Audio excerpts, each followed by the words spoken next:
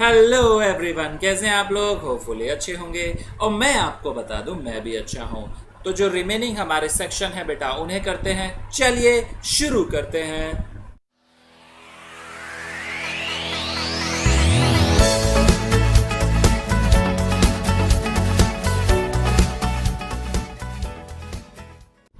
ठीक है बेटा, समझ आ गया। चलिए बेटा, बात करते हैं अनदर एग्जाम्पल की। मिस्टर ए एक इंडिविजुअल है और ये जो इंडिविजुअल हैं इनके पास है बेटा अनलिस्टेड शेयर्स। ठीक है, अनलिस्टेड शेयर्स हैं इनके पास, जो इन्होंने परचेज किए थे बेटा 10 अक्टूबर 2019 को एट ₹100 पर शेयर। जो टोटल नंबर ऑफ शेयर है वो है बेटा 1000। ठीक है, अब देखिए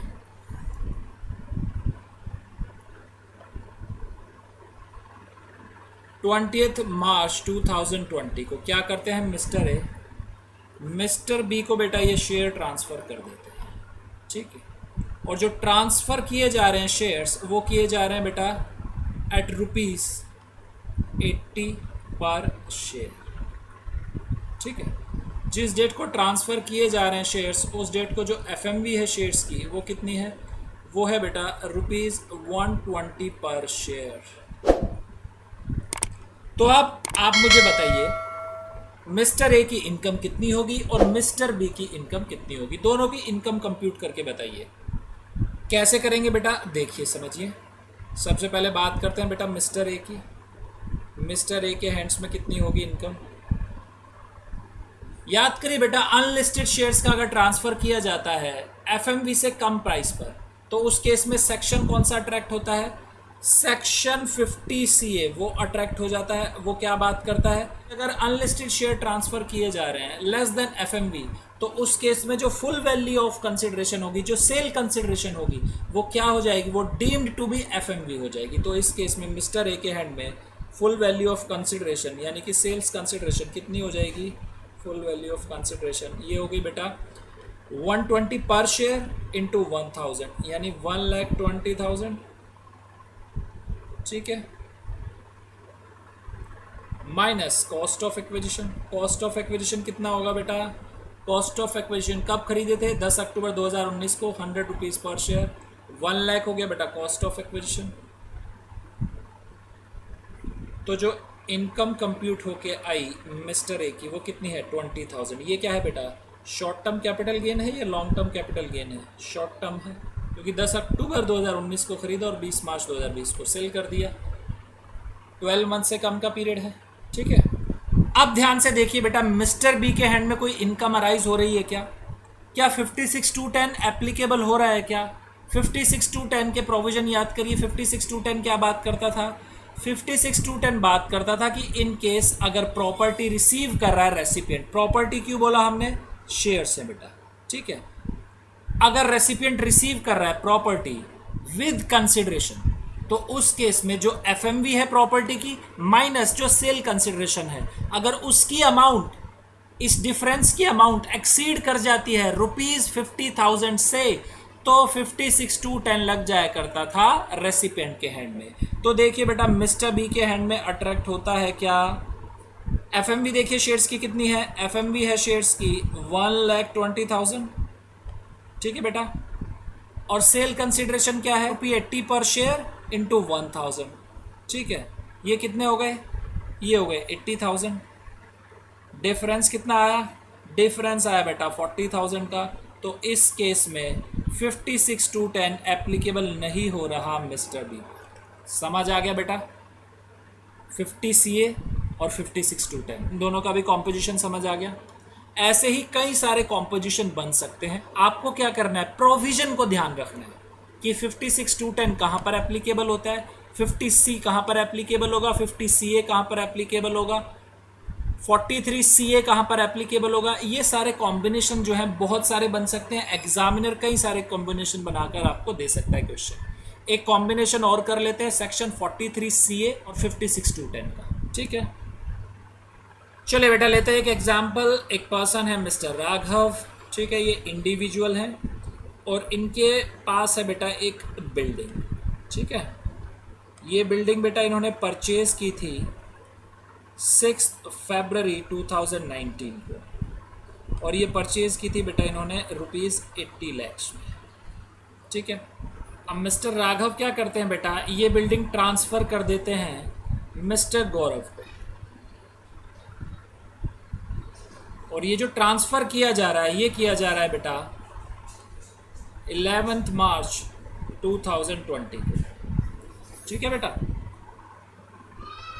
जिस डेट ट्रांसफ़र किया जा रहा है उस डेट पर जो एसडीवी है बिल्डिंग की वो है बेटा ₹120 लाख,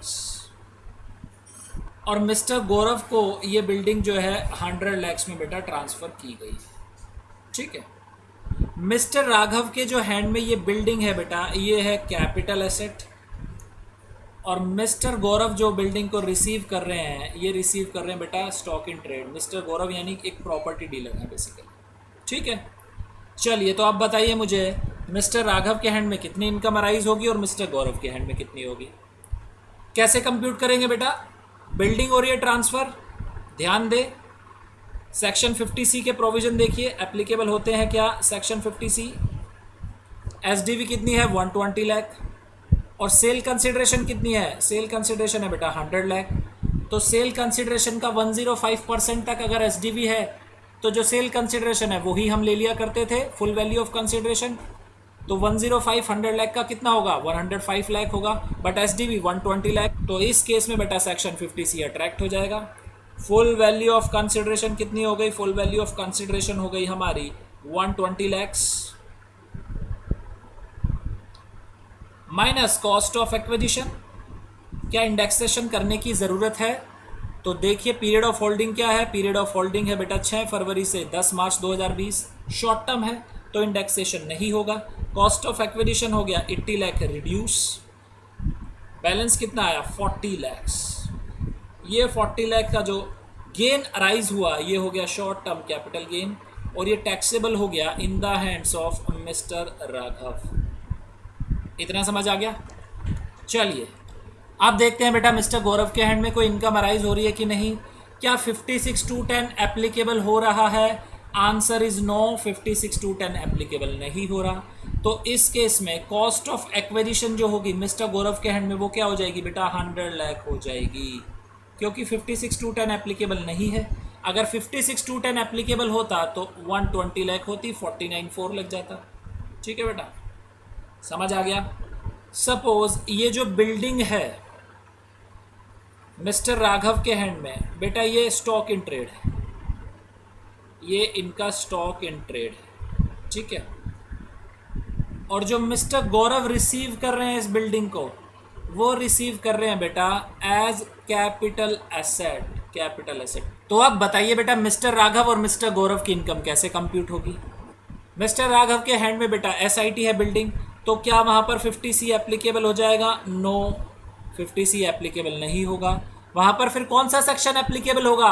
वहाँ एप्लीकेबल होगा सेक्शन 43CA जो बिल्कुल एग्जैक्ट 50C जैसा है, यानी सेम कैपिटल गेन अराइज होंगे इन the hands of mister Raghav.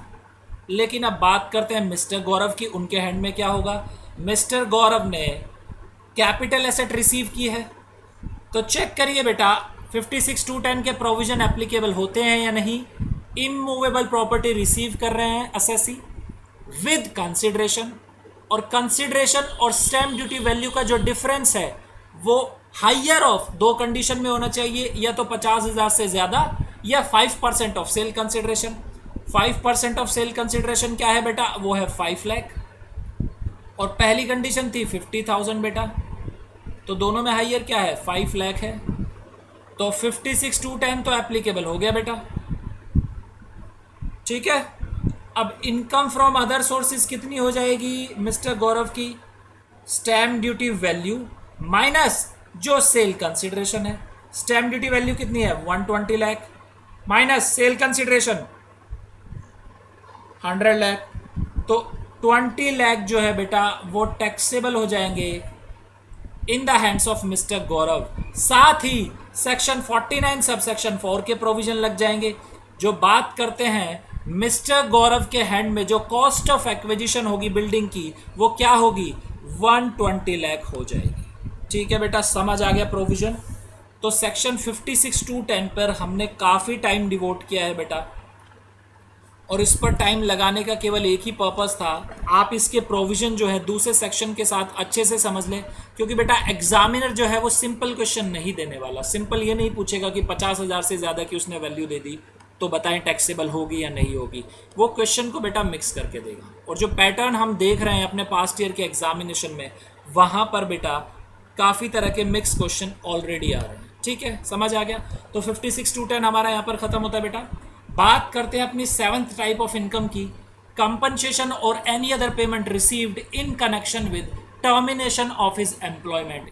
Any compensation और any other payment due to और received by any person by whatever name called in connection with the termination of his employment or modification of the terms and condition relating thereto shall be chargeable to tax under this head। देखिए law बात कर रहा है कि अगर compensation मिल रही है या बेटा अदर पेमेंट रिसीव हो रही है, किस कनेक्शन में, termination of his employment, employee की टर्मिनेशन की जा रही है, तो उस केस में जो अमाउंट रिसीव होगी वो क्या हो जाएगी, टैक्सेबल हो जाएगी under the head income from other sources. ठीक है, ये सैलरी इनकम में टैक्सेबल नहीं होगी बेटा। ठीक है, नेक्स्ट अब उन इनकम की बात करते हैं बेटा जो पीजीपीपी में टैक्सेबल नहीं होती।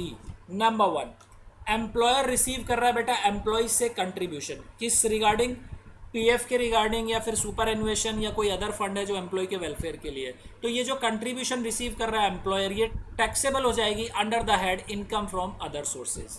Income from letting out on hire machinery, plant और फर्नीचर, कोई मशीनरी है बेटा या प्लांट है या फर्नीचर है, उसे लेट आउट कर दिया गया, रेंट पर दिया गया, तो उससे होने वाले जो रेंटल इनकम है वो कहाँ टैक्सेबल होगा, income from other sources. House property में नहीं होगा। ठीक है, क्योंकि वहाँ पर सिर्फ हाउस प्रॉपर्टी से होने वाली रेंटल इनकम टैक्सेबल होती है। ठीक है, where letting out of building in inseparable, देखिए इस प्रोविजन को हम ऑलरेडी डिस्कस कर चुके हैं हाउस प्रॉपर्टी में। हमने वहाँ पर पढ़ा था कि अगर बिल्डिंग के साथ साथ कोई मशीनरी है या प्लांट एंड फर्नीचर है, उसे भी लेट आउट किया गया है, और रेंटल इनकम जो है वो सेपरेबल नहीं है, वो डिविजिबल नहीं है कि कितना रेंट बिल्डिंग से आ रहा है, कितना प्लांट एंड मशीनरी या फर्नीचर से आ रहा है। तो उस केस में जो इनसेपरेबल अमाउंट है रेंट की वो टैक्सेबल हो जाती थी under the head income from other sources में। ठीक है, इंटरेस्ट ऑन सिक्योरिटीज, सिक्योरिटीज पर मिलने वाला जो भी इंटरेस्ट है वो कहाँ टैक्सेबल होता है बेटा, वो टैक्सेबल हो जाया करता है इनकम फ्रॉम अदर सोर्सेज में। ठीक है, समझ आ गया। चलिए नेक्स्ट बात करते हैं। अब बात करते हैं बेटा डिडक्शन की, कौन कौन सी ऐसी डिडक्शन है जो अलाउबल है इनकम फ्रॉम अदर सोर्सेज में। Deductions allowable under section 57। देखिए number 1, in the case of dividends other than dividends refer to in section 115O और interest on securities। तो फर्स्ट पॉइंट क्या बात करता है कि अगर एसएससी को डिविडेंड रिसीव हो रहा है अदर देन 115O और इंटरेस्ट ऑन सिक्योरिटीज, इन दोनों पर ही अगर एसएससी ने कोई रीजनेबल सम पे किया है, किस नेचर का, कमीशन दिया है या कोई रेम्यूनरेशन दी है बेटा बैंकर को या एनी अदर पर्सन को, किस पर्पस के लिए, इंटरेस्ट ऑन सिक्योरिटीज या डिविडेंड को बेटा रियलाइज करने के लिए, तो उस केस में जितना भी बेटा ये अमाउंट एक्सपेंड किया गया है एसएससी के द्वारा उसकी उसे डिडक्शन मिल जाएगी under section 57। Income consist of recovery from employees as contribution to any provident fund. जैसे कि अभी हमने पढ़ा बेटा कि एम्प्लॉयर अगर कोई कंट्रीब्यूशन रिसीव कर रहा है अपने एम्प्लॉयज से किसी प्रोविडेंट फंड के रिगार्डिंग या किसी और फंड के लिए जो एम्प्लॉयज के बेनिफिट के लिए बना है या कोई सुपर एनुएशन फंड है, तो उसकी डिडक्शन हमें मिल जाया करती थी। याद करिए पीजीबीपी चैप्टर 36(1) VA, उसमें हमें इसकी डिडक्शन मिला करती थी। सेक्शन 57 ने भी यही बात बोली है, उस इनकम की डिडक्शन मिल जाएगी अंडर सेक्शन 36(1) VA में। ठीक है बेटा, चलिए next, where the income to be charge under this head from letting on hire of plant machinery furniture और बिल्डिंग विद और विदाउट बिल्डिंग। नेक्स्ट बात करता है बेटा कि लेट आउट की जा रही है मशीनरी प्लांट और फर्नीचर बिल्डिंग के साथ या विदाउट बिल्डिंग, तो उस केस में कुछ डिडक्शन जो है वो अलाउबल हो जाती है। जैसे अगर कोई करंट रिपेयर की जा रही है बेटा मशीनरी पर, प्लांट पर, फर्नीचर पर या बिल्डिंग पर, तो अलाउड हो जाएगा। ध्यान देना बेटा यहाँ पर जो इनसेपरेबल रेंट है जिसे इनकम कंसिडर किया गया है इनकम फ्रॉम अदर सोर्सेज में, उसके रिगार्डिंग ये डिडक्शन है। अगर कोई प्रीमियम पे किया जा रहा है बेटा अगेंस्ट द डैमेज और destruction of machinery plant furniture और बिल्डिंग, तो उस केस में जो प्रीमियम की अमाउंट है इंश्योरेंस की उसकी डिडक्शन मिल जाएगी। Normal depreciation allowance in respect of machinery plant और फर्नीचर, मशीनरी या प्लांट और फर्नीचर के रेस्पेक्ट में जो डेप्रिसिएशन है, नॉर्मल डेप्रिसिएशन है, वो भी अलाउ हो जाएगा। फोर्थ पॉइंट बात करता है बेटा फैमिली पेंशन की। फैमिली पेंशन की डिडक्शन मिल जाया करती है 1/3 ऑफ सच पेंशन और ₹15,000 विच एवर इज लेस, दोनों में कम होगा उसकी डिडक्शन मिल जाएगी। लेकिन ध्यान देना बेटा, हमने पढ़ा था जब सेक्शन 10 तो उसमें हमने फैमिली पेंशन के लिए एग्जेम्पशन पढ़ी थी, उन्हीं पैरा को एक बार यहाँ पर फिर से रिवाइज करा दिया गया है। लॉ बात करता है कि अगर कोई फैमिली पेंशन रिसीव करती है कोई विडो या चिल्ड्रन, किस पर्सन के, उस पर्सन के जो मेंबर रहा हो आर्म्ड फोर्सेस का, और आर्म्ड फोर्सेस में इंक्लूड कर लिया गया है बेटा पैरा मिलिट्री फोर्सेस को भी, तो उस केस में जो फैमिली पेंशन मिल रही है वो इनकम कंसिडर नहीं की जाएगी, वो एग्जेम्प्ट कर दी जाएगी अंडर सेक्शन 10 सबसेक्शन 19।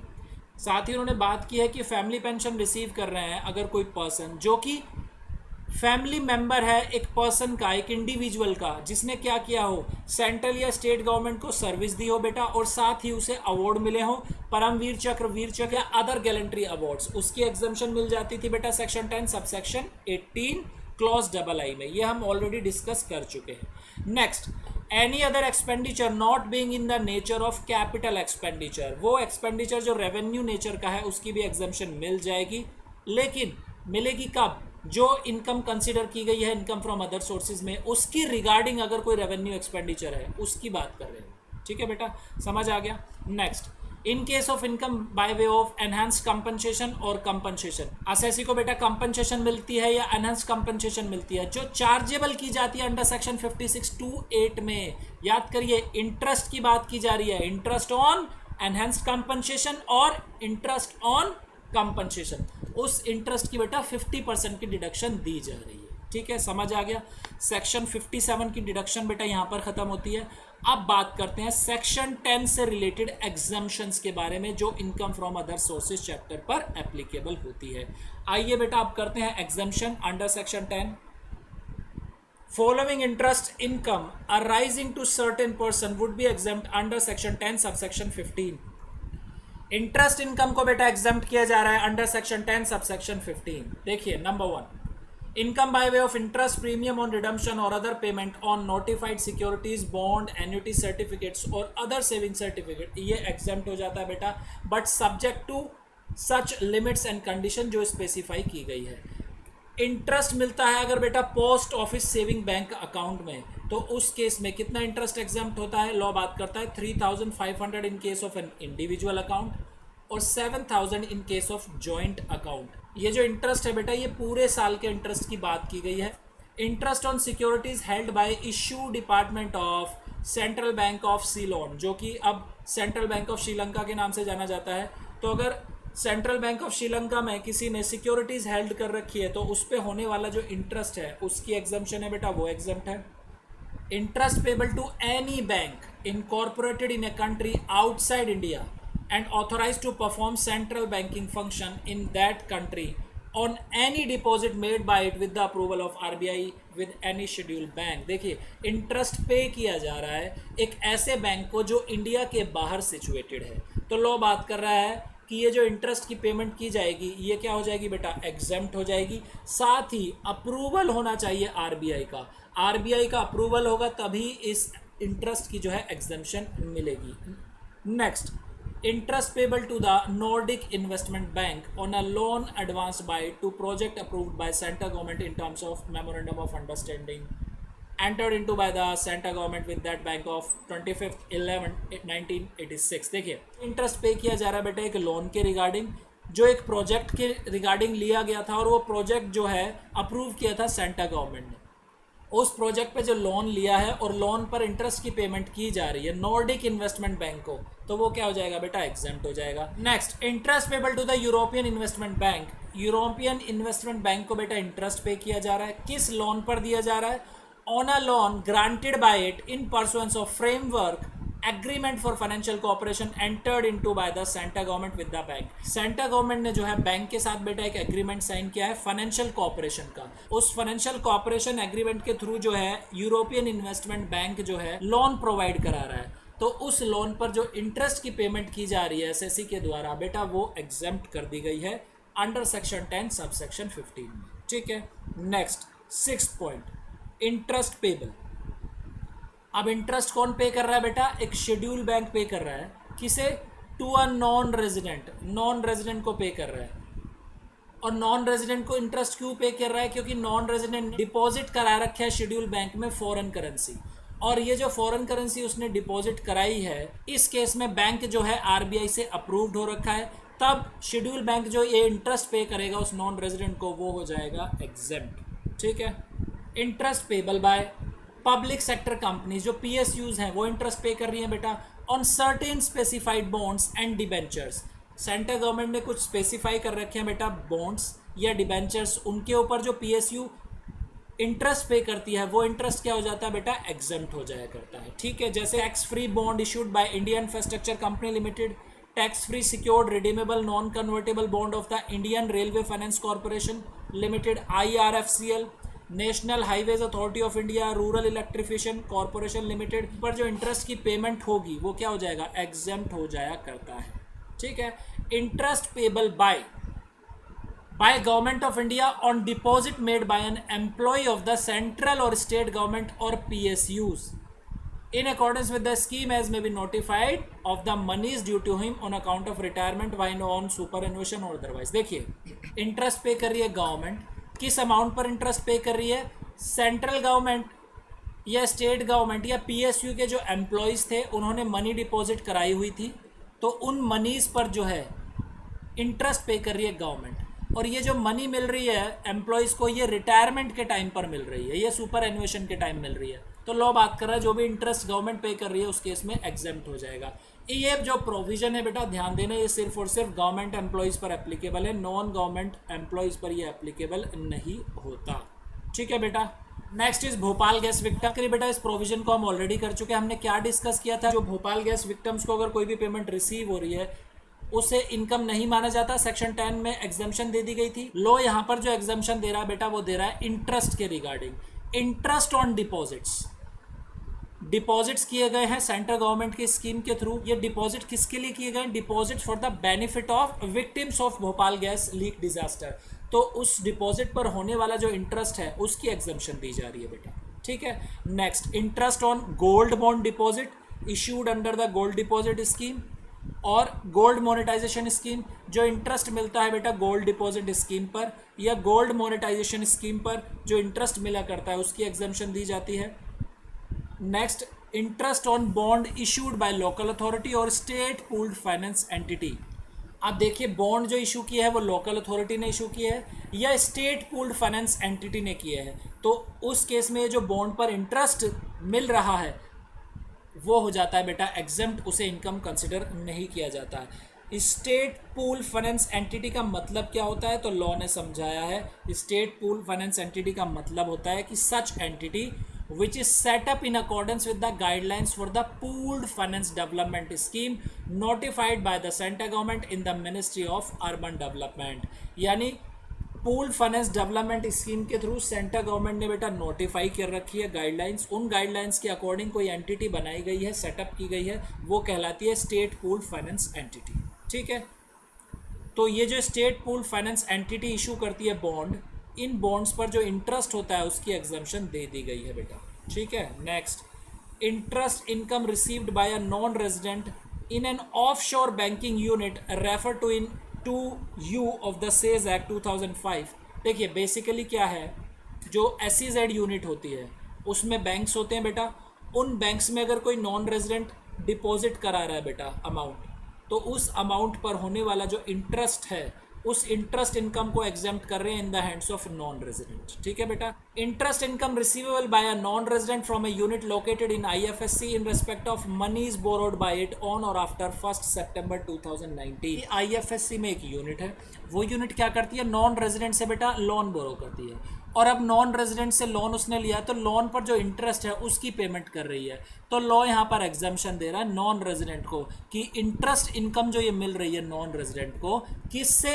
एक यूनिट से जो लोकेटेड है IFSC में, तो उसके रिगार्डिंग ये एग्जाम्पशन प्रोवाइड की जा रही है। लेकिन ध्यान देना, ये जो एग्जाम्पशन है ये अवेलेबल है ऑन मनीज बोरोड ऑन और आफ्टर 1 सितंबर 2019। एग्जाम में क्वेश्चन आता है कि एक यूनिट है जो आईएफएससी में लोकेटेड है और उसने जो लोन बोरो किया है नॉन रेजिडेंट से वो किया है 31 अगस्त 2019 को, तो इंटरेस्ट जो है उस पर दिया जा रहा है अब यूनिट के द्वारा नॉन रेजिडेंट को, तो क्या ये एग्जेम्प्ट होगा? आंसर इज नो बेटा, ये इंटरेस्ट एग्जेम्प्ट नहीं होगा। ऑन और आफ्टर 1 सितंबर 2019 की अगर डेट है बेटा बोरोइंग्स की तभी एग्जेम्पशन मिलेगा, अदरवाइज नहीं मिलेगा। ठीक है, चलिए keyman insurance policy already discussed. Keyman insurance policy क्या होती है? टैक्सेबल हो जाया करती है।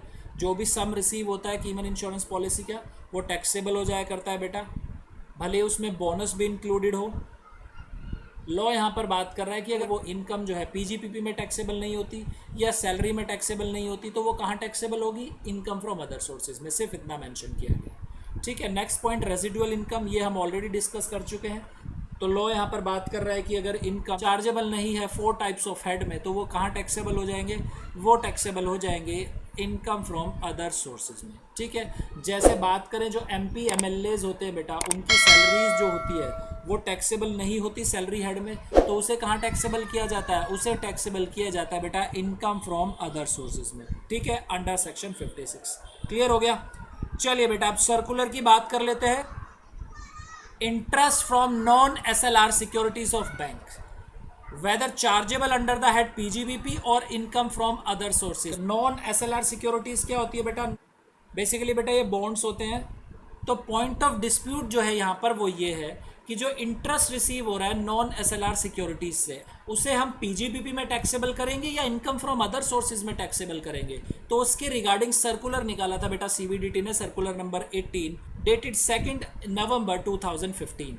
तो सीबीडीटी ने क्लेरिफाई किया बेटा, देखिए कैसे। सीबीडीटी ने बताया जो सेक्शन 56 का सबसेक्शन 1 क्लोज आईडी है वो डिफाइन करता है कि जो इनकम चार्जेबल होगी इंटरेस्ट ऑन सिक्योरिटीज की under the head income from other sources, वो टैक्सेबल होंगी वो इनकम जो पीजीबीपी में टैक्सेबल नहीं होती। अगर पीजीबीपी में वो इंटरेस्ट इनकम टैक्सेबल हो जाती है तो वो इनकम फ्रॉम अदर सोर्सेज में नहीं आती।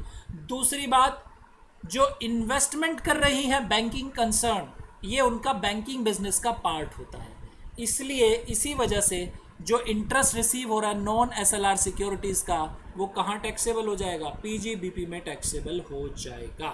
समझ आ गया बेटा? तो यहाँ पर बेटा हमारी डिडक्शंस और एग्जेम्पशन खत्म होती है। अब बात करते हैं बेटा सेक्शन 58 की, जो बात करता है कि सर्टेन डिडक्शन नॉट अलाउबल। कौन सी ऐसी डिडक्शंस है जो अलाउबल नहीं है? आइए सेक्शन 58 करते हैं। Section 58 deductions not allowable. कौन कौन सी ऐसी डिडक्शन है जो अलाउबल नहीं है? No deduction shall be made in computing the income from other sources of an assessee in respect of the following item of expenses. देखिए बेटा लॉ बात कर रहा है कि डिडक्शन नहीं मिलेगी असेसी को इनकम फ्रॉम अदर सोर्सेज में। कौन सी आइटम के रेस्पेक्ट में? In respect of following item. जो आइटम्स हम पढ़ने जा रहे हैं इनके रेस्पेक्ट में डिडक्शन नहीं मिलेगी असेसी को। Number 1, in case of any assessee any personal expense of the assessee. अगर पर्सनल एक्सपेंस कर रहा है बेटा एसएससी तो उसके पर्सनल एक्सपेंस की डिडक्शन नहीं मिलती। Any interest chargeable to tax under the act which is payable outside India. Interest की पेमेंट की जा रही है बेटा आउटसाइड इंडिया, तो लॉ बात करता है अगर उस पर टीडीएस डिडक्ट नहीं किया गया या टीडीएस डिडक्ट तो कर लिया बट पे नहीं किया गया, तो उस केस में बेटा वो जो इंटरेस्ट है उसकी डिडक्शन नहीं मिलेगी। Any payment chargeable to tax under the head salaries. Salaries head में कोई पेमेंट की जा रही है और ये जो सैलरी है बेटा ये पेबल आउटसाइड इंडिया है, तो बात करता है इस एक्सपेंस की डिडक्शन नहीं मिलेगी अगर इस एक्सपेंस पर टीडीएस डिडक्ट नहीं किया गया या डिडक्ट तो कर लिया बट पे नहीं किया गया। ठीक है, next, any expenditure in respect of which a payment is made to related person. देखिए ये हमने टी कैपिटल किया था बेटा पीजीपीपी में, सेम प्रोविजन है बेटा यहाँ पर एप्लीकेबल, कुछ भी नया नहीं है। लॉ बात कर रहा है कि अगर कोई पर्सन अपने रिलेटेड पर्सन को पेमेंट कर रहा है और एओ को लग रहा है कि वो रीजनेबल नहीं है, एक्सेसिव है, तो बेटा उस एक्सपेंस को वो क्या कर देगा? डिसअलाउ कर देगा। दूसरी बात, अगर पेमेंट की जा रही है एक पर्सन को इन ए डे 10,000 रुपीज़ से ज़्यादा की और ये जो पेमेंट की जा रही है की जा रही है other than bye way of account पे चेक और ड्राफ्ट और ईसीएस और प्रिस्क्राइब मोड्स, तो उस केस में बेटा ये एक्सपेंडिचर जो है बेटा उसकी डिडक्शन नहीं मिलेगी, डिसअलाउ हो जाएगा। Next, disallowance of 30% of expenditure. 30% का जो एक्सपेंडिचर है वो डिसअलाउ कर दिया जाएगा। किस रेस्पेक्ट में? In respect of a sum which is payable to a resident and on which tax is deductible at source. तो बात कर रहा है कि अगर कोई पेमेंट की जा रही है रेजिडेंट को और उस पर टैक्स जो है बेटा डिडक्ट होना चाहिए, लेकिन एसएससी ने क्या किया, टैक्स डिडक्ट नहीं किया, या डिडक्ट तो कर लिया बट उसकी पेमेंट नहीं की ऑन और before the due date of return, तो उस केस में उस एक्सपेंडिचर को जो है बेटा 30% तक डिसअलाउ कर दिया जाएगा। ठीक है। Next, no deduction in respect of any expenditure incurred in connection with casual income. Casual income बेटा याद करिए जो हमने पढ़ी थी, income by way of earning from lotteries, crossword puzzles, race horses including horse races, card games, other games, gambling, betting, इससे होने वाली जो इनकम थी बेटा वो क्या थी, कैजुअल इनकम हुआ करती थी। तो लॉ बात कर रहा है इन इनकम पर होने वाला कोई भी एक्सपेंडिचर है उसे अलाउ नहीं किया जाएगा असेसी को। लेकिन अगर असेसी जो है बेटा रेस हॉर्सेस का ऑनर है तो उस केस में वो जो एक्टिविटी कर रहा है owning and maintaining race horses, तो उस केस में जो होने वाला उसे एक्सपेंस है उसकी डिडक्शन उसे मिल जाएगी। साथ ही बेटा जब हम पढ़ेंगे set off and carry forward of losses तो वहाँ पर हम देखेंगे जो एक्टिविटी होती है owning and maintaining of race horses की, उसमें होने वाला जो लॉस है वो भी कैरी फॉरवर्ड कर दिया जाता है। ठीक है बेटा। चलिए बेटा बात करते हैं सेक्शन 59 की, deemed income chargeable to tax. ये जो सेक्शन है बेटा ये सिर्फ और सिर्फ सेक्शन 41 सबसेक्शन 1 के प्रोविजन को अप्लाई करता है। याद करिए बेटा सेक्शन 41 सबसेक्शन 1 जो बात करता था रिकवरी ऑफ इनकम। पीजीपीपी में हमने पढ़ा था कि अगर कोई एसएससी को कोई लॉस है या एक्सपेंडिचर है या लायबिलिटी है उसकी वो डिडक्शन ले लेता है एक प्रीवियस ईयर में, और सब्सिक्वेंटली उसे क्या होता है वो लॉस या एक्सपेंडिचर या लायबिलिटी जो है बेटा रिकवर्ड हो जाती है। तो उस केस में जिस प्रीवियस ईयर में उसकी रिकवरी हुआ करती थी वो हम उसकी इनकम मान लिया करते थे। सेम सेक्शन 59 भी यही बात करता है। ठीक है। Section 145 as we already discussed in PGBP, इसे हमने पीजीबीपी में पढ़ा था। हमने वहाँ पर क्या पढ़ा था कि जो इनकम फ्रॉम अदर सोर्सेज होते हैं या पीजीबीपी की इनकम होती है वो या तो कैश बेसिस पे बना सकते हैं या मर्केंटाइल सिस्टम पे बना सकते हैं, बट जिस भी सिस्टम पे बनाए regularly employed by the assessee. ठीक है। चलिए बेटा एक छोटा सा हमारा कंसेप्ट बचा है बॉन्ड वॉशिंग ट्रांजेक्शन या डिविडेंड स्ट्रिपिंग सेक्शन 94 का, अब उसे समझ लेते हैं एक बार। आइए, bond washing transaction and dividend stripping section 94। देखिए बॉन्ड वॉशिंग ट्रांजेक्शन है क्या, बेसिकली इस ट्रांजेक्शन में क्या करता है एसएससी, जब सिक्योरिटीज पर बेटा इंटरेस्ट मिलने वाला होता है उस ड्यू डेट से पहले एसएससी क्या करता है उन सिक्योरिटीज को जो है अपने फ्रेंड या रिलेटिव जो है बेटा सिक्योरिटीज को सेल कर दिया करता था, ताकि ये जो इंटरेस्ट की जो अमाउंट है सिक्योरिटीज पर ये टैक्सेबल हो जाए इन द हैंड्स ऑफ ट्रांसफरी। तो देखिए बेटा सेक्शन क्या बात कर रहा है, बात करते हैं एक एग्जाम्पल की। गौरव एक पर्सन का नाम है बेटा, ठीक है, ये इंडिविजुअल है। ठीक है। अब गौरव की जो इनकम है बिजनेस इनकम वो है बेटा ₹10 लाख। ठीक है। गौरव की एज में बता देता हूँ, गौरव की एज है सपोज 25 ईयर्स। ठीक है, 25 साल के हैं गौरव, इंडिविजुअल है, बिजनेस इनकम है इनकी 10 लाख। साथ ही गौरव ने बेटा बॉन्ड्स परचेज किए हुए थे और ये जो बॉन्ड्स उन्होंने परचेज किए थे उनकी वैल्यू थी बेटा ₹10 लाख। ठीक है। इस पर जो इंटरेस्ट मिला करता है गौरव को मिलता है 10% की रेट से। गौरव ने ये जो बॉन्ड्स परचेज किए थे बेटा ये परचेज किए थे उन्होंने 4 अप्रैल 2019 को, और जो बॉन्ड्स की इंटरेस्ट की डेट है जिसे रिकॉर्ड डेट भी बोला जाता है, रिकॉर्ड डेट है बेटा वो 30 जून। ठीक है बेटा, 30 जून 2019 ये रिकॉर्ड डेट है, इस डेट पर इंटरेस्ट रिसीव हो जाया करता है बॉन्ड्स का गौरव को। अब 30 जून 2019 जैसे ही आएगी गौरव के हैंड में बेटा 1 लाख रुपीज रिसीव हो जाएंगे इंटरेस्ट के, इंटरेस्ट ऑन बॉन्ड्स। ठीक है बेटा, तो गौरव को पता है कि 1 लाख रिसीव होते ही मेरी जो इनकम है वो 11 लाख हो जाएगी, यानी बेटा उनके जो स्लैब रेट है वो बढ़ जाएगा। 20% के रेट अभी उन पर लगता है, फिर कितना लगेगा 30% का लगेगा। तो गौरव क्या करते हैं देखिए 30% के स्लैब में ना आए, ये 1 लाख रुपीज का जो इंटरेस्ट है ये उनकी टोटल इनकम ना बने, इसके लिए गौरव क्या करते हैं देखिए अपने एक फ्रेंड के साथ मिलकर एक ट्रांजैक्शन करते हैं जिसमें वो डिसाइड करते हैं कि वो रिकॉर्ड डेट से पहले ये जो बॉन्ड्स हैं अपने फ्रेंड को ट्रांसफ़र कर देंगे और जो इंटरेस्ट इनकम मिलेगी वो किसे मिलेगी, उनके फ्रेंड को मिलेंगे। और जैसे ही रिकॉर्ड डेट खत्म हो जाएगी, इंटरेस्ट इनकम उनके फ्रेंड को रिसीव हो जाएगी, उसके बाद उनका जो फ्रेंड है वो दोबारा रीट्रांसफर कर देगा गौरव को ये बॉन्ड्स। ठीक है बेटा, देखिए अब इनका एक फ्रेंड है बेटा पवन, ठीक है। पवन की जो इनकम है बेटा वो सिर्फ और सिर्फ 1,20,000 है, ये उसकी टोटल इनकम है पवन की। अगर 1 लाख पवन रिसीव भी कर जाता है तो कितनी होगी, हार्डली 2,20,000 हो जाएगी। इनकम टैक्स क्या लगेगा उस पर, आंसर इज नो। इसलिए गौरव ने पवन को चुना कि इनकम उसके हैंड में टैक्सेबल होगी नहीं, रिसीव कर लेगा। तो 1 मई 2019 को जो है गौरव इन बॉन्ड्स को ट्रांसफर कर देता है पवन को, और 30 जून 2019 को पवन के हैंड में बेटा 1 लाख की इंटरेस्ट रिसीव हो गया। ठीक है, टोटल इनकम कितनी होगी पवन की, टोटल इनकम हो गई 2,20,000। तो इस केस में गौरव जो थे वो 10 लाख पर टैक्स देंगे, 30% जो स्लैब इन पे आ रहा था उससे बच गए बेटा, और इधर पवन जो है वो भी टैक्स देने से बच गया। तो 1 लाख पर जो टैक्स मिलने वाला था गवर्नमेंट को उसका नुकसान हो गया। देखिए कितना टैक्स बनता, कैलकुलेट करिए। 10 लाख पर कितना टैक्स बनेगा बेटा, 10 लाख में से बेटा पहले 5 लाख रिड्यूस कर दीजिए, 10 लाख माइनस 5 लाख कितने बचे बेटा, ये बचे 5 लाख। अब 5 लाख के ऊपर लगाइए बेटा 20%, और जो आएगा उस पर ऐड कर दीजिए बेटा 10,000। कितना हो गया,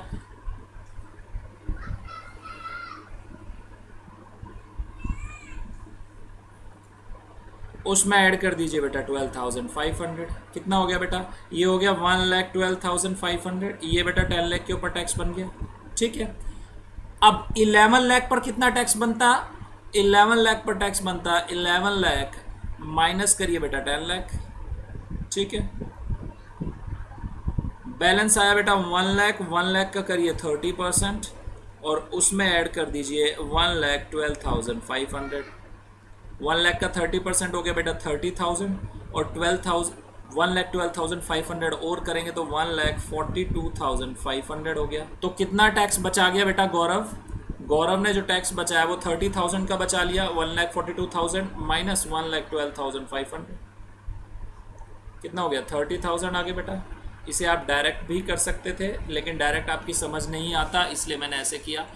डायरेक्ट आप 1 लाख के ऊपर बेटा 30% लगा देते तो आपको तब भी ये पता चल जाता कि कितना टैक्स सेव किया है गौरव ने। तो बेटा विदाउट सेस हमने कंप्यूट किया है, सिर्फ नॉलेज पर्पस के लिए कर रहे हैं। ठीक है, सेस अगर इस पे लगाते तो 4% और लग जाता बेटा इस पे।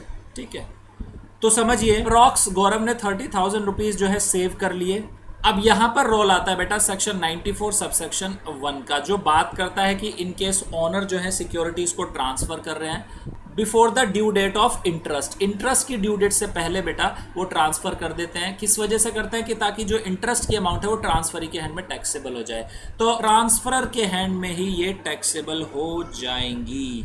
इस केस में जो गौरव होगा बेटा उसी के हैंड में ये टैक्सेबल किए जाएंगे 1 लाख। ठीक है, समझ आ गया सेक्शन 94 सबसेक्शन 1। चलिए बात करते हैं सेक्शन 94 सबसेक्शन 2 की।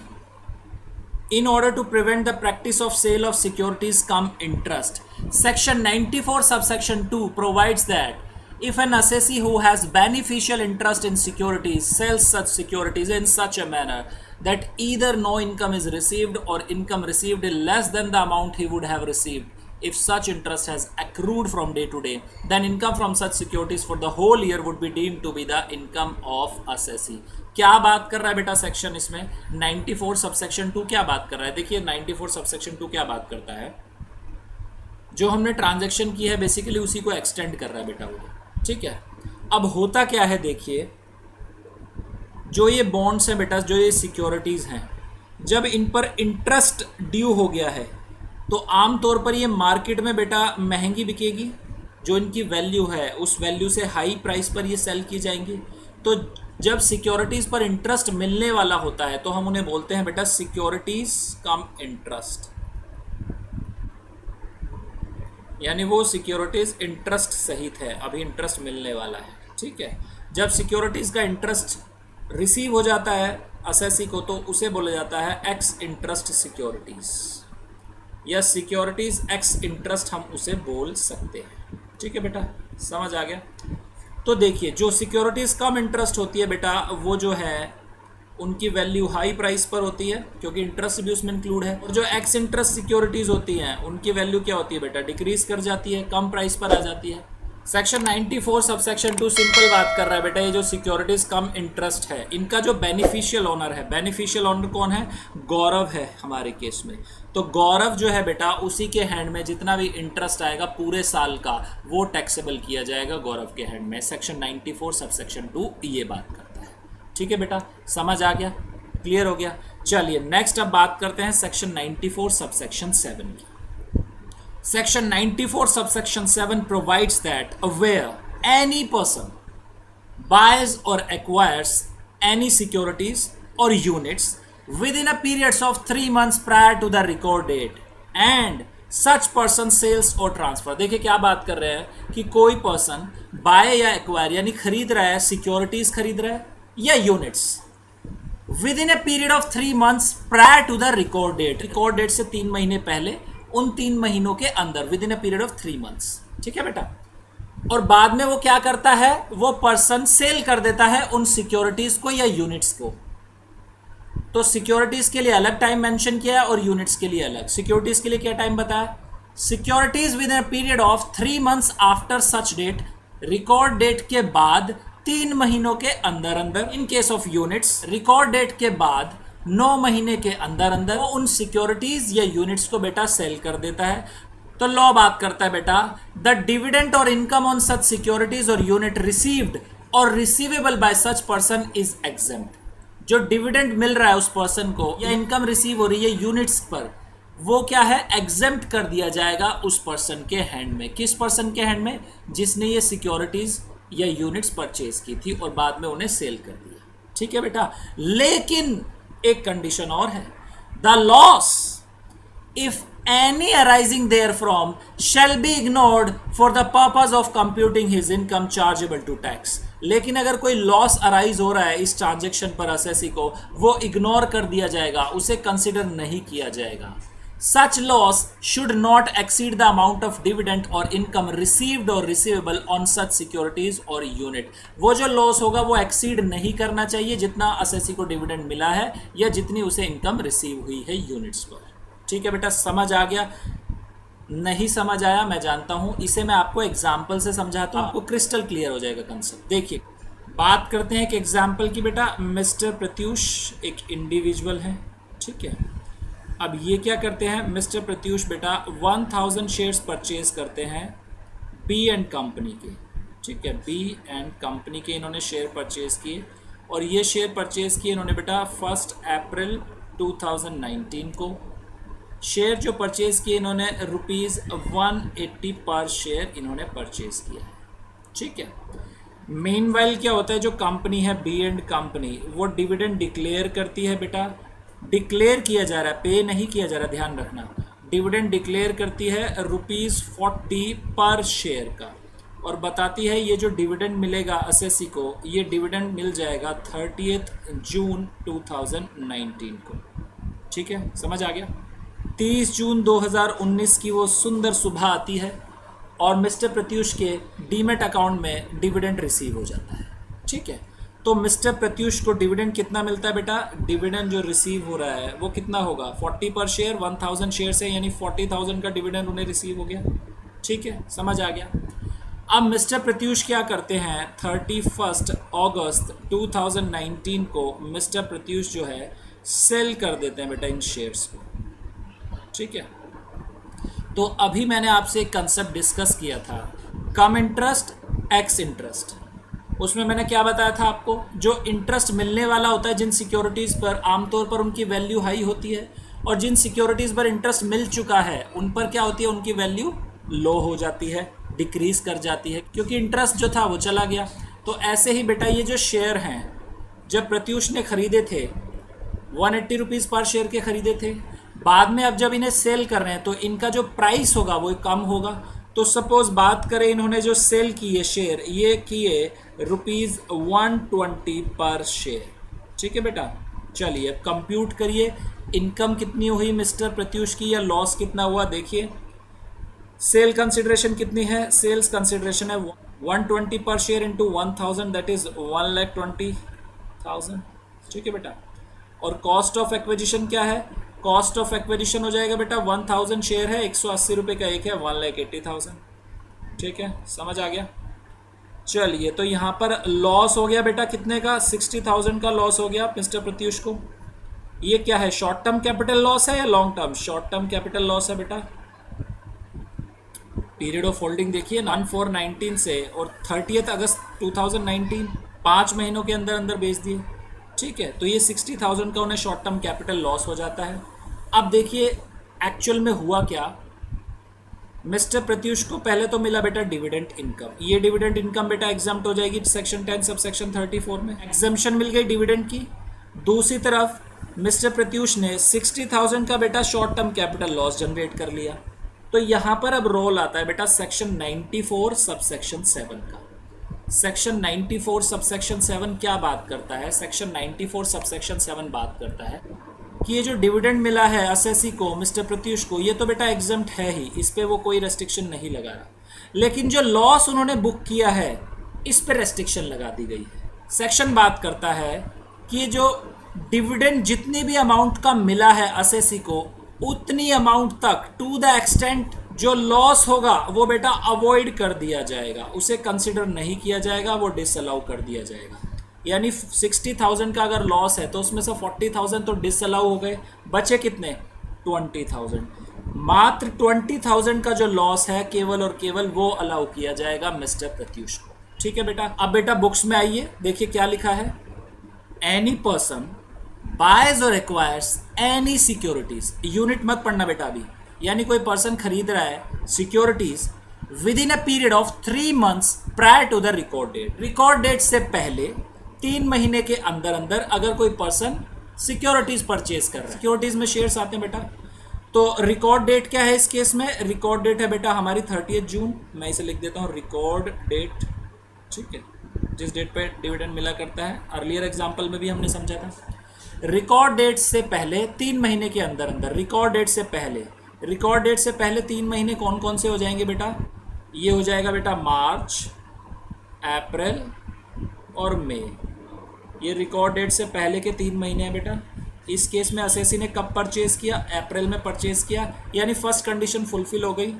चलिए next, and such person sells और transfer such securities within a period of 3 months after such date, और जो असेसी है वो क्या कर देता है, उन सिक्योरिटीज को सेल कर देता है रिकॉर्ड डेट के बाद 3 महीनों के अंदर अंदर, रिकॉर्ड डेट के बाद, रिकॉर्ड डेट के बाद 3 महीने कौन से होंगे रिकॉर्ड डेट के बाद, एक हो जाएगा बेटा जुलाई, अगस्त और सितंबर। असेसी ने हमारे केस में मिस्टर प्रत्युष ने कब सेल किए बेटा शेयर्स, अगस्त में कर दिए बेटा, तो सेकेंड कंडीशन भी फुलफिल हो गई। जब दोनों कंडीशन फुलफिल हो गई तो लॉ क्या बात कर रहा है, लॉ बात करता है डिविडेंड मिला बेटा सिक्योरिटीज पर, वो एग्जेम्प्ट हो जाएगा, हमने भी यही किया है बेटा, सेक्शन 1034 की एग्जेम्पशन को ओवर रूल नहीं कर रहा सेक्शन 94 सब सेक्शन 7। लेकिन लास्ट वाली लाइन क्या बोलती है, the loss if any arising therefrom shall be ignored for the purpose of computing his income, जो लॉस अराइज होगा उस ट्रांजैक्शन पर वो अवॉइड कर दिया जाएगा, इग्नोर कर दिया जाएगा। Such loss should not exceed the amount of dividend received on such securities, जितना भी उन सिक्योरिटीज पर बेटा डिविडेंड मिला है उससे ज्यादा एक्सीड नहीं कर सकता लॉस। तो डिविडेंड कितना मिला 40,000 और लॉस कितना हो रहा है 60,000, तो 40,000 तो बेटा खत्म, उससे ज़्यादा एक्सीड ही नहीं कर सकता, 20,000 का लॉस जो है बस अलाउ किया जाएगा। तो जैसे बेटा हमने सिक्योरिटीज़ का केस किया है ऐसे यूनिट्स का केस हो जाता है। यूनिट्स के केस में क्या है, बट यूनिट्स के केस में 9 months का पीरियड लिया जाता है जब सेल की ट्रांजैक्शन की जाती है, बाकी सारे जो कंसेप्ट है वो सेम है। ठीक है बेटा, तो यहाँ पर हमारे खत्म होता है बॉन्ड वॉशिंग ट्रांजैक्शन। चलिए, applicable rate of tax in respect of casual income, ये हम ऑलरेडी डिस्कस कर चुके थे बेटा। जो कैजुअल इनकम होती है उस पर 30% का रेट लगता है प्लस 4% का सेस लगता है।